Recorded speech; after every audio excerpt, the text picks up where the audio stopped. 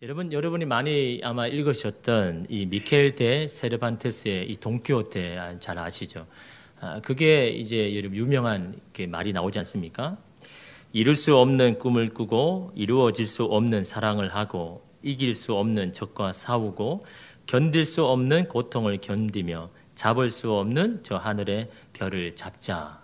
돈키호테가 살아왔던 삶을 이제 축약해서 아마 이 문장으로 그렇게 한 거죠. 인간의 본능을 이렇게 잘 말해주고 있습니다. 여러분 아시다시피 이 소설은 이 르네상스 시대의 이 대표적인 소설이죠. 인간의 이성의 소망을 두고 하는 이 인본주의의 바탕으로 이 소설이 지어졌습니다. 그래서 이러한 무모한 도전을 통해서 인간의 역사는 발전해 왔다라고 그렇게 이야기하죠. 그러므로 현실에 안주하지 말고 이상을 가지고 도전해라 그렇게 이야기합니다. 그러나 여러분 그 결과물이 뭐 어떻습니까? 인간의 이상의 소망을 두고 그래서 이성으로 만들어낸 이 과학을 통하여서 여러분 사람들이 보게 된 게 뭡니까? 그들의 무기로 서로 싸우고 뺏는 이런 세계 대전을 바라보지 않습니까? 과학의 핵심이라고 말하는 그 원자탄을 통하여서 수만 명이 죽는 것을 많은 사람들이 보았습니다. 정말 인간의 이성에 소망이 있다고 말하는 그 결과는 서로 물고 뜯는 그런 이 삶을 여전히 보여주고 있는 인간의 모습을 여러분 적나라하게 이런 보여주고 있지 않습니까? 여러분 인간의 이성이 필요 없다는 게 아닙니다. 인간의 노력이 필요 없다는 것도 아니고 또한 여러분 그런 몸과 도전을 여러분 불필요하다는 것도 아닙니다. 노력을 해야죠. 도전을 해야 되죠. 현실에 안주하지 말고 여러분 삶을 살아야 되죠. 그러나 중요한 것은 거기에 주님이 함께 하셔야 된다는 겁니다. 이 중요한 핵심을 빠져버리고 여러분 인간의 노력과 그것을 통해서 얻는 것은 결국은 여러분 인간의 본능을 서로 여러분 나타내는 것밖에 여러분 되지 않지 않습니까? 그래서 여러분 시편 127편 1절 말씀에 여호와께서 집을 세우지 아니하시면 세우는 자의 수고가 헛되다 이야기합니다. 여러분 집을 세워야죠. 가정을 세워야죠. 그러나 그 수고가 가치 있게 되기 위해서는요. 하나님께서 집을 세우셔야 된다는 거죠. 함께 여러분 그 집을 세워 나가야 여러분 그게 가치가 있는 겁니다. 여호와께서 성을 지키지 아니하면 아무리 깨어가지고 그 성을 지키려고 해도 가정을 지키려고 해도 그것이 헛되다고 말씀하지 않습니까? 나의 노력과 수고에 더해서 하나님께서 우리의 가정을 지키고 성을 지키고 나라를 지켜주셔야 그 노력이 의미가 있다라는 것을 이런 말하고 있지 않습니까?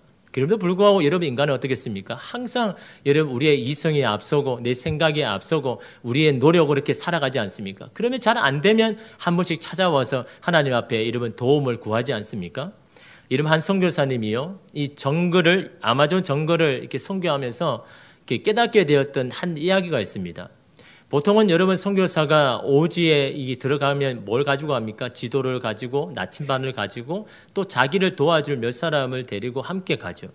그리고는 거기에 살고 있는 그 원주민에게 이런 물어보지 않습니까? 저에게는 지도도 있습니다. 나침반도 있습니다. 나를 도와줄 사람도 있습니다. 그러니 당신은 내가 가야 할 그곳을 어디에 가야 되는지 방향만 좀 알려주십시오. 라고 그렇게 이런 말하지 않습니까? 그러면 여러분 그 말 사람은 그렇게 말합니다. 그건 소용없습니다. 가르쳐 준다고 갈 수 있는 것이 아닙니다. 제가 직접 당신을 데리고 가야 합니다. 라고 그렇게 이야기합니다. 그러면 여러분 이 선교사는 또 그런 게 이야기하는 거죠. 여기 지도가 있다니까요. 저에게 나침반이 있다니까요. 무엇이 어느 곳에 있다는지 이 지도는 잘 나와 있습니다. 제가 어느 방향으로 가야 할지 이 나침반도 있습니다. 나를 도와줄 사람도 있습니다. 당신은 그냥 그 방향만 알려주면 됩니다. 어느 길로 가야 될지 그것만 말해주면 됩니다. 라고 그렇게 이야기를 하는 겁니다. 그러자 이 마을 사람이 그러는 겁니다. 그런 것만으로 안 됩니다. 제가 반드시 안내를 해야 하고 저를 따라오기만 하면 됩니다. 라고 그렇게 이야기를 하는 거죠. 여러분 이것을 통해서 이 선교사님이 깨닫는 게 뭡니까? 우리의 신앙의 형태가 이렇다라는 겁니다. 여러분 왜 마을 사람들이 안내를 하겠다는데 굳이 사양을 하고 어느 쪽인지 가르쳐만 달라고 하는 것일까요? 그 이유가 뭡니까? 그냥 안내함을 따라서 그냥 가면 되지 않습니까? 근데 왜 굳이 그 안내를 받지 아니하고 그냥 내가 갈 테니 그냥 길만 가르쳐 달라고 그렇게 하는 것일까요? 그 이유가 뭡니까? 자기 마음대로 하고 싶은 거죠. 안내를 따라가면 그를 따라가야 되고 그가 원하는 길로 가야 되지만 이러면 그 안내를 따라가지 않냐면 내가 원하는 길을 갈 수 있거든요. 내가 바라는 곳을 갈 수 있거든요. 그건 그런 구속이 싫은 겁니다. 그런 방해를 받기 싫은 겁니다.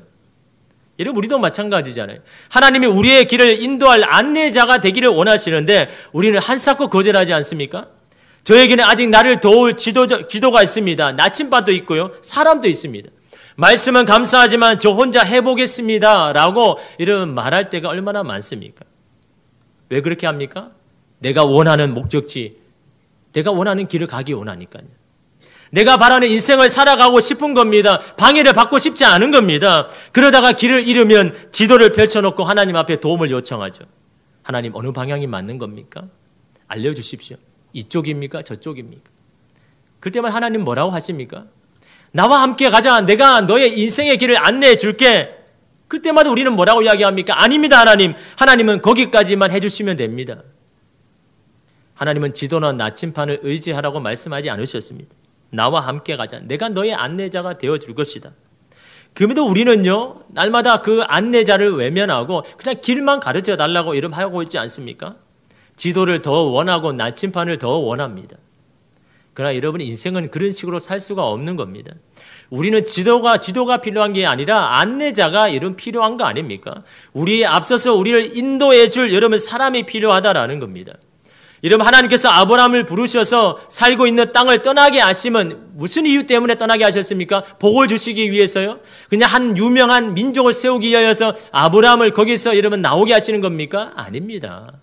아브라함을 거기서 떠나오게 하시는 것은요, 내가 너의 인생에 이제는 안내자가 되기를 원한다. 그것을 여러분 아브라함에게 말씀하고 있는 겁니다.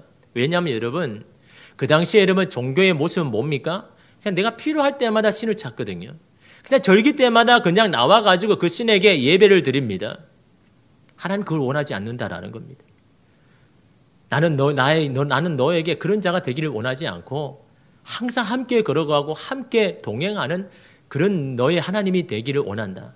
그러니 거기에서 나와야 된다라는 겁니다. 거기에 머무르면 항상 나의 도움만 원하는 필요할 때마다 하나님을 찾는 그런 종교 생각만 있을 수밖에 없기에 너는 거기에서 떠나야 된다. 하나님의 백성으로서 그것은 합당하지 않는 삶이다라고 이런 말씀하고 있지 않습니까? 하나님은 아브라함에게 인생의 동반자, 동행자가 이러면 되기를 원하시는 겁니다. 그냥 그때마다 나타나서 길만 가르쳐주는 그런 자가 되기를 여러분 원하시지 않는다는 거죠. 여러분 이런 하나님을 믿고 따라가기 위해서 아브라함이 해야 할 것이 있습니다. 존 오트워그 목사님이 이를 세 가지 단계로 제시하는데 이 세 가지는 바로 놓고 기다리고 잡히는 단계입니다. 여러분 그네 묘기를 통해서 여러분 그 설명을 아는데 여러분 그네를 묘기가 있지 않습니까?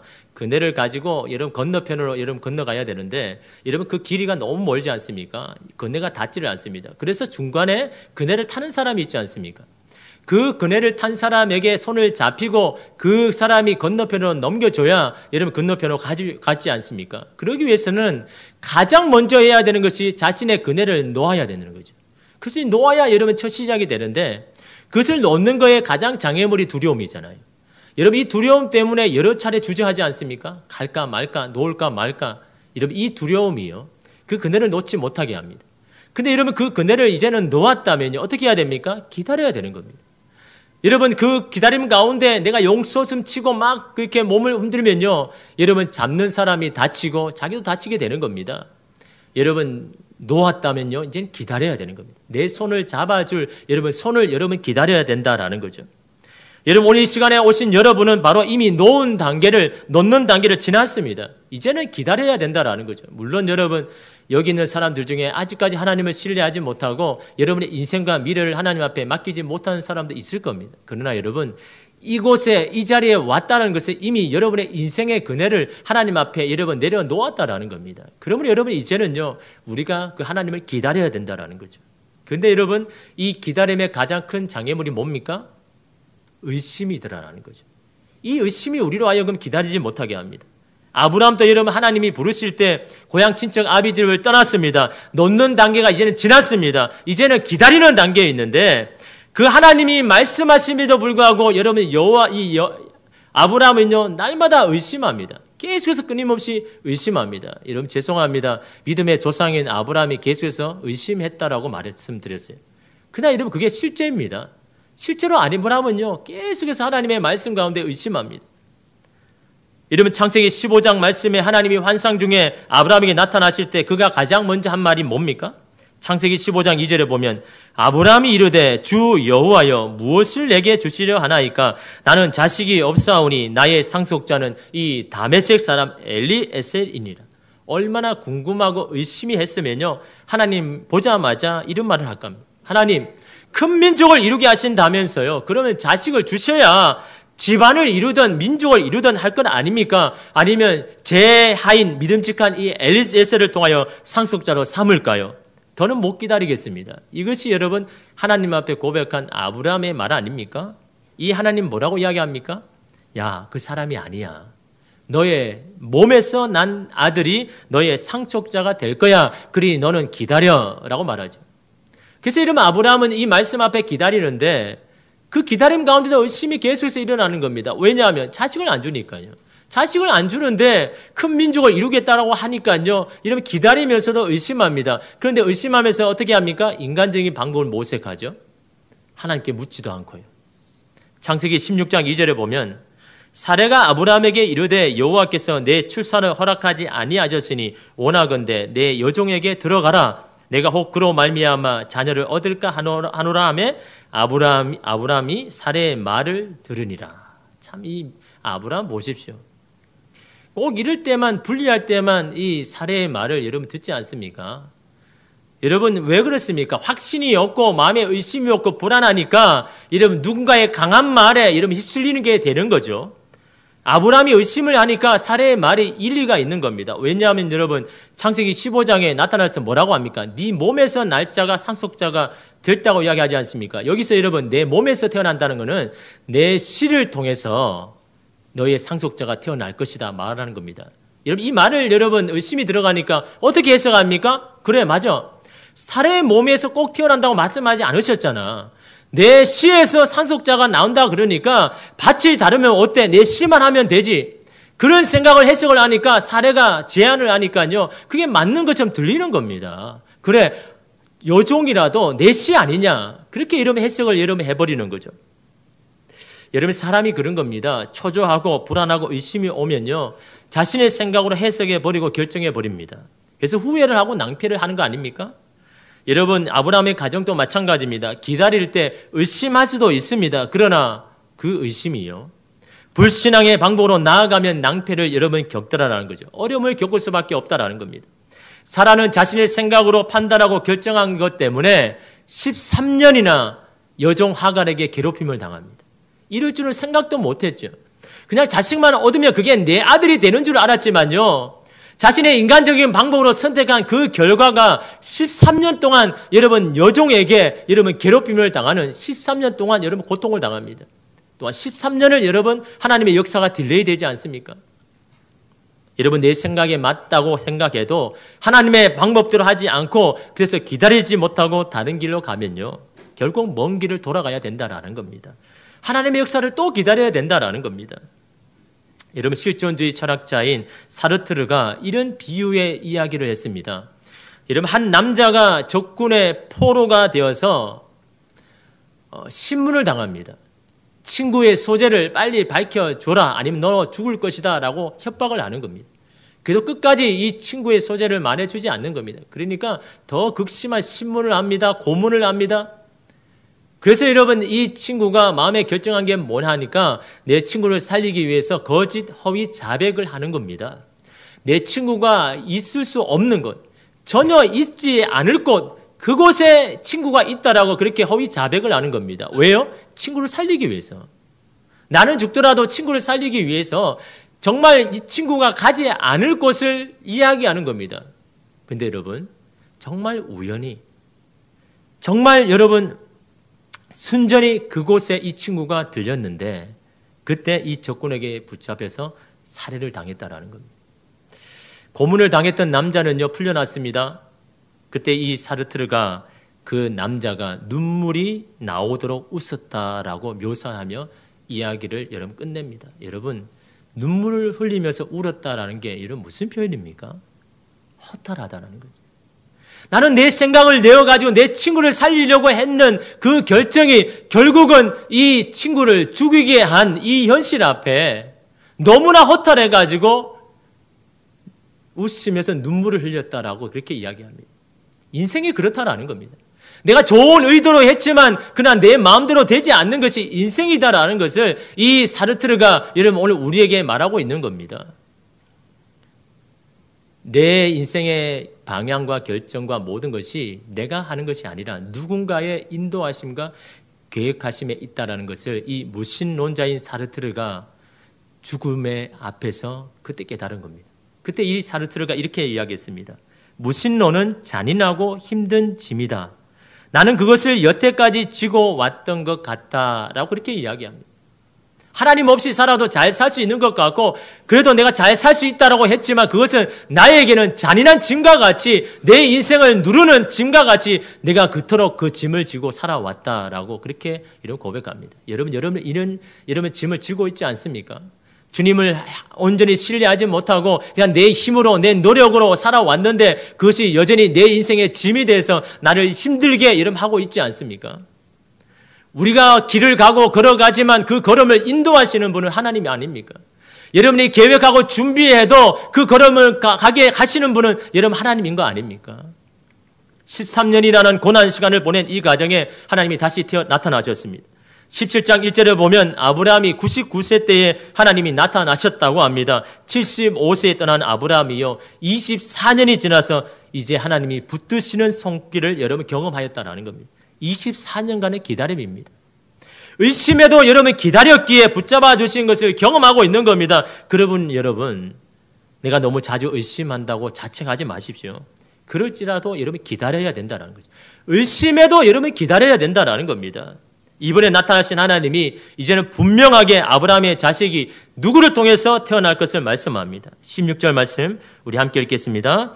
내가 그에게 복을 주어 그가 내게 아들을 낳아주게 하며 내가 그에게 복을 주어 그를 여러 민족의 어머니가 되게 하리니 민족의 여러 왕이 그에게서 나리라. 여러분 그에게서라는 건 사라를 말합니다. 뭐라고 하면 내가 사라에게 복을 주어 사라가 내게 아들을 낳아주게 하며 내가 사라에게 복을 주어 사라를 여러 민족의 어머니가 되게 하리니 민족의 여러 왕이 사라에게서 나오리라. 여러분 그가라는 말을 5번이나 합니다. 왜 이렇게 5번만 합니까? 말씀해도 날마다 의심하니까요. 말을 해도 믿지 아니하고 날마다 의심하니까 이제는 아예 그냥 5번이나 이야기하면서 구체적으로 이야기합니다. 네가 도무지 의심하니까 네가 믿지 아니하니까 내가 이제 분명히 밝히겠다. 너의 상속자는 너의 민족을 일으키게 할 자는 바로 사례의 몸을 통해서 나올 것이고 그 사례를 통해서 너의 큰 민족을 이룰 것이다. 5번이나 여러분 말합니다. 너무 의심하니까 이 아브라함이요. 여러분 아브라함이 여러분 의심하지 않아서 믿음의 조상이 된 게 아닙니다. 우리와 마찬가지로 날마다 의심합니다. 그러기에 여러분 이 하나님께서 나타나셔서 그 의심을 여러분 해소시키기 위하여서 또 나타나셔가지고 구체적으로 이런 말하고 있지 않습니까? 근데 여러분 이렇게 나타나셔서 말씀함에도 불구하고 아브라함이 뭐라고 합니까? 또 의심합니다. 여러분 이게 인간이라는 것을 보여주고 있는 겁니다. 하나님이 말씀하셔도 가르쳐 주셔도 날마다 끊임없이 의심할 수밖에 없는 것이 인간이라는 것을 아브라함을 통해서 이런 말하고 있지 않습니까? 여러분 어떻게 의심합니까? 17절에 보면 아브라함이 엎드려 웃으며 마음속으로 이르되 100세 된 사람이 어찌 자식을 낳을까? 사라는 90세니 어찌 출산하리요? 하고 이러면 하나님께서 직접 나타나셔서 야 사례를 통해서 아들을 낳게 해줄게. 그러니까 어떻게 합니까? 이번에는요 자기 자신을 바라봅니다. 나는 출산한 능력이 없다는 나는 부족하다라는 그것을 이유로 또 의심합니다. 여러분 이게 인간 아닙니까? 하나님께서 낳게 해주시다 그랬는데요. 처음에는 그냥 상황 때문에 또 이야기하더니 이제는요 자기 자신을 바라보면서 나는 이렇게 부족하는데 어떻게 일이 일어날 수 있겠습니까? 라고 또 끊임없이 여러분 의심하지 않습니까? 여러분 아마 그런 마음이 있을 겁니다. 주님 제가 의심이 드는데요. 하나님 제게 분명히 나타나셔서 말씀하시고 내게 알려주시면 저는 믿겠습니다. 그 의심은 내버리겠습니다. 여러분 아브라함을 보십시오. 여러분 하나님 여러분을 보여주셔도요. 여러분이 알게 하셔도 여러분을 의심할 겁니다. 그게 여러분 인간입니다. 이렇게 나타나셔서 구체적으로 말씀하셔도 여러분 아브라함은 또 이유를 대지 않습니까? 또 이유를 대가지고 하나님 저거 못 믿겠습니다라고 의심하지 않습니까? 하나님이 알려주신다고 여러분 의심이 해결되는 게 아닙니다. 인간은 어쩔 수 없이 의심한다라는 것을 인정해야 되는 겁니다. 중요한 것은 의심해도 그 자리를 지켜야 된다는 겁니다. 의심하고 믿지 못해도 여러분의 신앙의 자리, 기도의 자리, 예배의 자리를 여러분 지켜나가야 되는 겁니다. 그럴 때 여러분 아브라함이 붙잡아 주시는 손길을 여러분 경험하지 않습니까? 믿음을 가져서 그 손길을 경험하는 게 아닙니다. 믿음이 좋아져서 여러분 그 믿음의 하나님의 손을 붙잡는 게 아닙니다. 의심되어도 이해가 되지 아니하여도 그 자리에서 하나님을 기다릴 때 하나님이 잡아주셔야 되는 겁니다. 하나님께 여러분의 인생에 잡아주는 손길을 여러분 경험해야 여러분의 인생이 바뀌고 여러분의 삶이 바뀌는 거 아닙니까? 중요한 것은 의심할 수도 있어도 그래도 기다려야 된다는 겁니다. 그것이 여러분 우리의 신앙의 모습이어야 된다는 겁니다. 하나님 내게 믿음 주시고 확신을 주십시오. 그래야 기다릴 거 아닙니까? 라는 게 아니라 우리 인간은요 의심할 수밖에 없지만 그럼에도 불구하고 그 하나님의 잡아주심을 여러분 기다릴 때 하나님의 때가 될 때 여러분의 인생, 여러분의 가정을 잡아주시는 하나님의 놀라운 역사를 여러분 경험한다라는 겁니다. 여러분 이러한 의심을 한 아브라함 그리고 이 이야기를 들은 사례가 너무나 어이가 없어서 웃었지 않습니까? 여러분 그 웃음이 어떤 의심입니까? 의심의 웃음이잖아요. 하나님 도무지 못 믿겠다는 이 의심 아닙니까? 그러나 여러분 기다리니 그 의심의 웃음을 어떻게 바꿔주십니까? 창세기 21장 5절 6절 말씀에 아브라함이 그의 아들 이삭이 그에게 태어날 때에 백세라 사라가 이르되 하나님이 나를 웃게 하시니 듣는 자가 다 나와 함께 웃으리로다. 어떤 웃음입니까? 의심의 웃음이 아니라 이제는 기쁨의 웃음, 감사의 웃음으로 바꿔주셨다라는 겁니다. 어떻게 하니까요? 1년간의 기다림 가운데 있으니까. 그 하나님을 기다리니까. 그 하나님께서 붙잡아 주시는 그것을 경험하니까 의심의 웃음이 아니라 이제는 감사의 웃음, 기쁨의 웃음으로 하나님이 바꾸어 주셨다라고 이런 말씀하고 있지 않습니까? 내려놓고 기다리면 하나님이 잡아주시는 날이 분명히 찾아옵니다. 의심이 들어도 그냥 가만히 기다릴 때 잡아주는 손을 만날 것입니다. 내려놓지 않고서는 하나님께로 갈 수 있는 길이 없습니다. 기다리지 않고서는 하나님의 손을 경험할 수가 없습니다. 믿음의 문제는 결코 머리로만 해결되는 것이 아닙니다. 반드시 행동으로 실천해 나가야 되는 겁니다. 예, 주님 의심이 되어도 주의 말씀부터 믿겠습니다. 그리고 그 말씀대로 한번 실천해 보겠습니다. 그 말씀대로 정말 내려놓겠습니다. 그런 후에 기다려야 된다는 겁니다. 여러분 마태복음 28장 16절 17절 말씀 보십시오. 11 제자가 갈릴리에 가서 예수께서 지시하신 산에 이르러 예수를 배웠고 누구를 배웁니까? 부활하신 예수님을 그들이 보았습니다. 경배하나 아직도 의심하는 사람들이 있더라. 여러분 부활하신 주님을 봤는데도요. 그 가운데 제자들은 의심하는 자가 있다라고 이런 말하고 있지 않습니까? 그럼에도 예수님은 그들을 향하여 뭐라고 이야기합니까? 의심하는 자는 필요 없으니 너는 산에서 내려가라. 더 이상 여기 있을 필요가 없다라고 말씀합니까? 그 의심하는 제자 가운데 있어도 동일하게 예수님의 지상의 대명령을 여러분 말씀하지 않습니까? 제자들은 한 번도 의심하지 않는 사람이 아닙니다. 그들은 의심하면서도 하나님께 예배했습니다. 의심하면서도 하나님을 섬겼습니다. 의심하면서도 서로를 도왔고 의심하면서도 하나님 앞에 충성했습니다. 그렇게 의심하면서도 자신들의 의심이 언젠가는 확신으로 바꿔주시기를 기다렸습니다. 하나님께서 그렇게 하셨지 않습니까? 그런 모든 의심하는 제자들이 결국은 하나님에 대한 확신 가운데 자신의 인생을 드리면서 하나님이 사용하시는 그런 놀라운 역사 가운데 여러분 그들이 거하지 않습니까?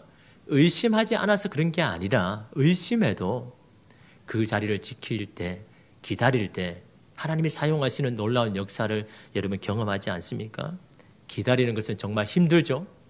계속 하나님의 응답을 기다릴 수 있을지 자신이 없어질 때도 있습니다. 그러나 여러분 인간은 원하든 원하지 않든 누군가 무언가를 기다리며 살아야 한다라는 겁니다.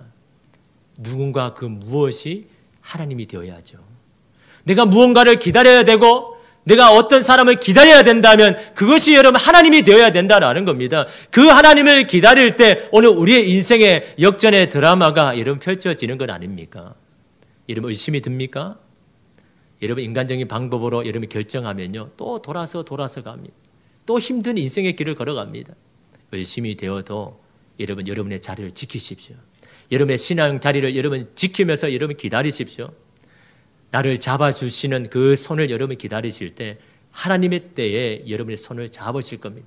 여러분 제가 금요 기도에 말씀드렸지만요. 시련은요 극복하는 것이 아닙니다. 여러분 시련 극복하려고 막 몸부림치고 여러분 그렇게 여러분 노력을 해보았지만 여러분 시련은 극복하는 것이 아니라 통과하는 겁니다. 왜요? 그 시련은 오늘 우리에게 주신 시간이기 때문에 그 시련을 여러분 통과해야 되는 겁니다. 나 혼자 통과하는 것이 아니라 주님과 함께 그것을 통과해내야 그것을 지난 다음에 하나님 주시는 놀라운 축복의 역사를 바라보는 겁니다. 그렇게 여러분 주님이 필요한 겁니다. 여러분의 인생의 안내자가 필요한 겁니다. 그래서 그 주님을 여러분 바라보며 그 주님의 뒤를 여러분 따라가야 오늘 우리가 이 모든 시련을 다 통과해내고 하나님이 주시는 놀라운 그날을 바라보는 저와 여러분 되기를 간절히 소망합니다. 기도하겠습니다. 주님.